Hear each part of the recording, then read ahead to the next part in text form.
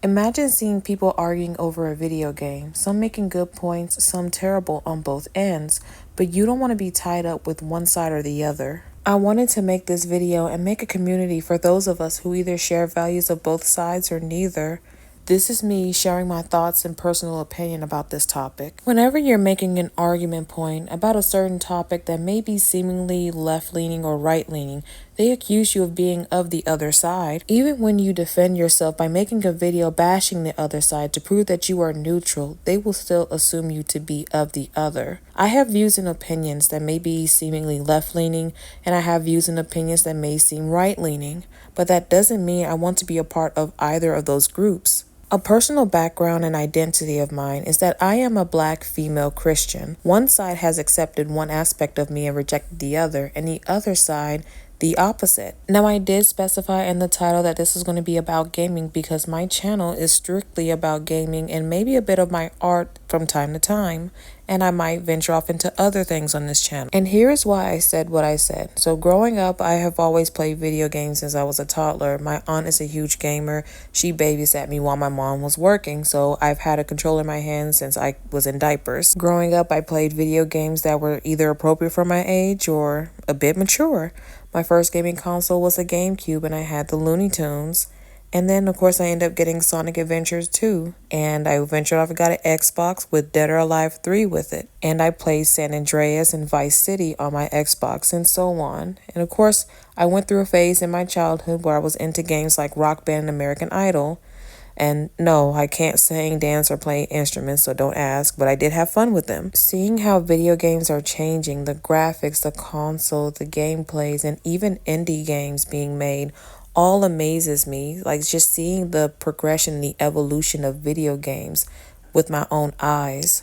But what really captured my heart after my American Idol Rock Band phase was Skyrim. My mom first bought Skyrim along with the Xbox 360, and I loved it ever since.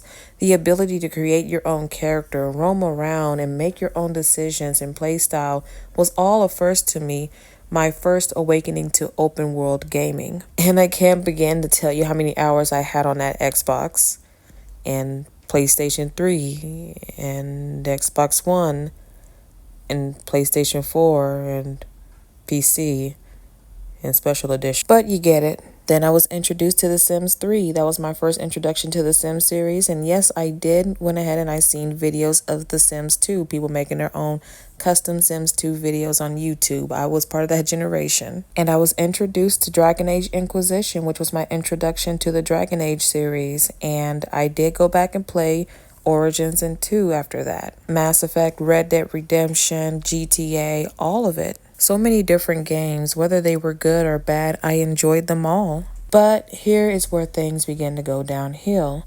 Many videos of people complaining about the isms, all of the isms in video games, sexism, racism, everything. I've heard it all in a lot of these videos, and I thought it was ridiculous to say something like that in the beginning.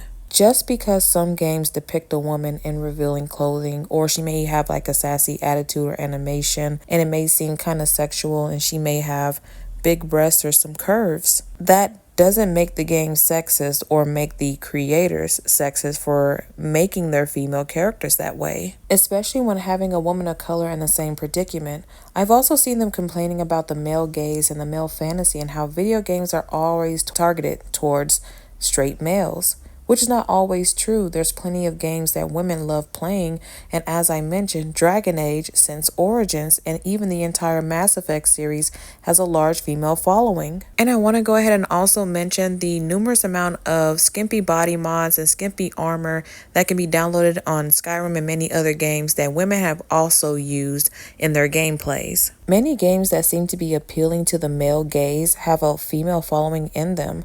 I'm going to call these left-leaning arguments because they're stereotypically left-leaning. And of course, I've seen videos where people were countering that talking point, and I've agreed with them once upon a time. I've also noticed that there were keywords and phrases that the left were putting out falsely, accusing many of these companies and gamers of being something that they're not, seeing a wave of people threatening writers to ship characters that they want to be shipped. I think it was either a writer or an artist for Steven Universe having to deactivate their social media because they received a lot of hate for drawing Amethyst with either Peridot or Lapis. And I remember the similar action happening with the Voltron show on Netflix as well. I remember when they went after CD Projekt Red after making the "Did you assume their gender" joke on Twitter before the release of Cyberpunk 2077. Usually the stereotypical phrases are all the isms, transphobic, all of the phobics, and it's sad to think that eventually they might be in my comments section accusing me of being right-wing when I just stated that I'm neutral. Now I'm done with the left-wing talking point. Let's get started with the right. As I stated in my identity earlier, I am a Black female Christian, so the Christian part they may not have any issues with, but definitely me being a Black female, they will find some way to attack me on that. I've already made a video on them and they downvoted my video, and my statement still stands. With the right-leaning side, they mainly complain about DEI, which is a new one for me. I have heard their phrases and terms, but DEI is the recent one I've heard. Because for years, there has always been diversity in many video games and other medias. What are they complaining about now? These people don't want to see anyone or anything that is not white, and especially not male.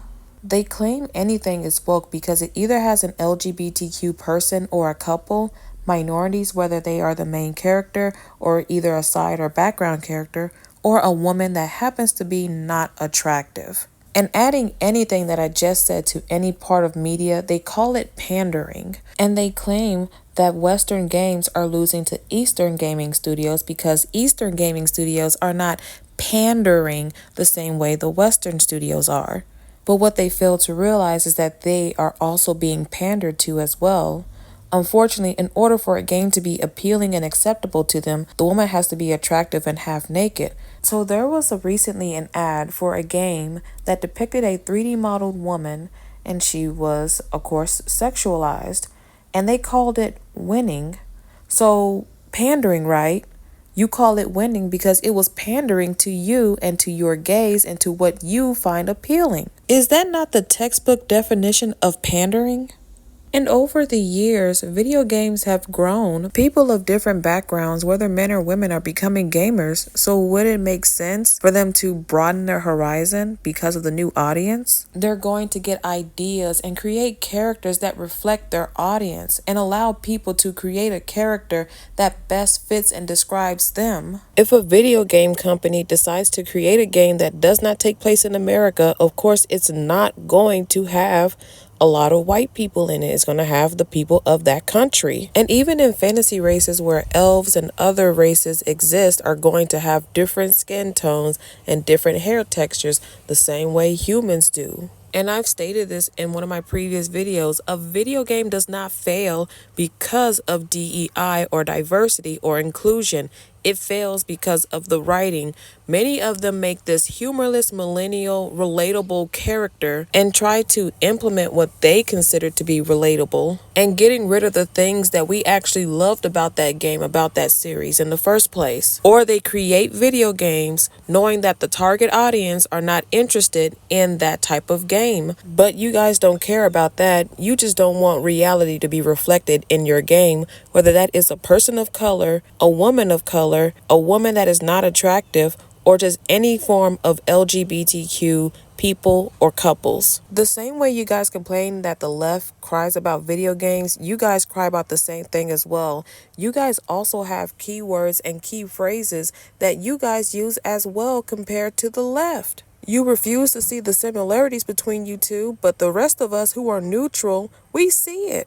And the most disheartening thing for those of us who don't identify with either side is that you'll click on a video and they have actually really good talking points, but sometimes you get recommended other videos from the same people with the same ideology that they have, and it does not align with everything else that you believe in. And I'm not talking about small arguments or disagreements neither, because I understand that you're not going to agree with everything a YouTuber says. You know, some things you can overlook and keep going. But I just don't want to receive videos from other people of that same group that definitely don't like a certain aspect of who I am. And it's the same thing when I go and I see a video that I agree with that happens to be more right leaning.